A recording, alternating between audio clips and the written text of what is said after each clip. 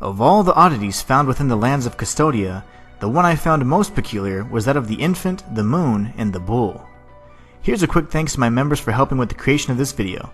If you'd like to support the channel, you can do so by subscribing and liking the video. Or, if you want to support in a more direct way, become a member for exclusive perks like emojis, extra content, your name in the credits, and more. It helps the channel out immensely.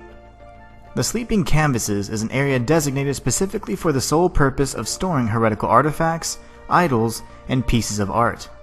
If the swinging blades, difficult platforming, and spiked pits aren't sufficient deterrents, perhaps the near-invincible enemies may prove to be. A nearby room contains some of the most blasphemous paintings of all. Inside, the Penitent One can find a hidden room full of fourth-wall shattering depictions portraying heroes from other worlds. This would certainly weaken the position of the Miracle and even the High Wills if confronted with the existence of beings from separate universes. But believe it or not, there was an even more blasphemous painting that was stowed away in the main chamber. This was the painting of Jocinero. Jocinero was born of the moon and the torment of a brave bull, and from him came his holy brethren, the Children of the Moonlight. Interestingly enough, the design for Jocinero seems to take inspiration from three sources deeply rooted in Spanish origins. The first being the song La Luna y el Toro by Carlos Castellanos. This popular song tells the story of a bull who has fallen in love with the moon. Each night, he leaves his herd to bear witness to the moon's glowing beauty as she mesmerizingly floats in the sky just out of reach. Keep this in mind for later. The second source of inspiration was the real-life painting titled Figure with Meat, 1954, by Francis Bacon.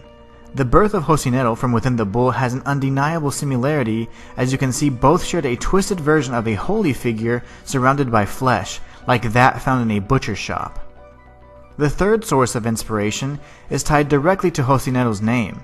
In fact, once again pulling from our world, the name belonged to an infamous bull who pierced one of Spain's most notable bullfighters of all time, José Damaso Rodríguez y Rodríguez, directly in the heart, killing him in the process. It would seem that these three sources contributed heavily to the creation and subsequent birth of Jocinero and Blasphemous. But where did he come from, and what was his purpose? The item description for the linen of golden thread, which is gifted by Jocinero once 20 Children of the Moonlight have been freed, provides us with a bit of insight and reads, "Members of the Mother came and took the painting away as soon as I told them that it was finished. They didn't say a word, they just covered it up and carried it away. I have been painting for the Mother all my life, recreating moments of the lives of the saints, but for this last canvas, it was as if they didn't want anyone laying eyes on it. They did not even let me, its creator, see it on display, if they ever came to display it. It was the last commission they requested from me." This interesting bit of lore suggests that the church itself may have commissioned the painting depicting this forgotten saint. The flavor text also reveals that Jocinero was considered the firstborn among his brethren and gifted this relic to the Penitent One so that he could descend into the bottomless abysses. The campanillero to the Sons of the Aurora is gifted to the Penitent One once all 38 Children of the Moonlight have been safely returned to Jocinero. Its item description is a short poem that reads, "We're on our knees, to the ground we look, but if you name us aloud, we'll march in procession to your dawn of punishment, hoping for your exculpation. We're on our knees, to the ground we look, but if your hand rises up, we'll march in procession to your dawn of punishment, hoping for your exculpation." When we consider the aforementioned information, it seems that despite the agonizing stranglehold of the Grievous Miracle, there were still few who remained faithful that penance was simply a finite path to forgiveness, not a cruel punishment designed to result in eternal damnation. Once the artist painted the mural of Jocinero, his very essence was born from the people's need to actually reach the eventual end of their respective pilgrimages. This is supported by the very purpose of the Children of Moonlight, which is to protect all souls who are in penance.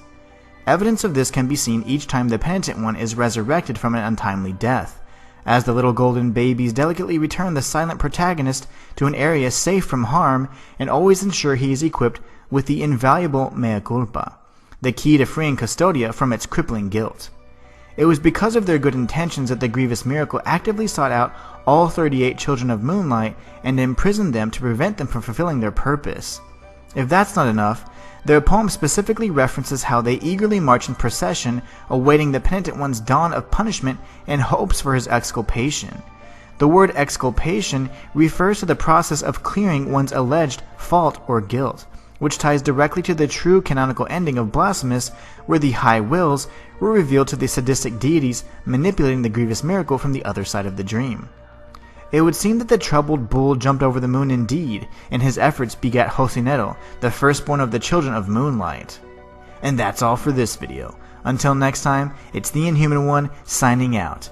If you enjoyed the video, be sure to like and subscribe, and consider becoming a member for exclusive perks by clicking the link on screen now. Or check out my Patreon for weekly behind-the-scenes content, uncensored videos, and showcases of my massive retro gaming collection. Join the Inhuman community today.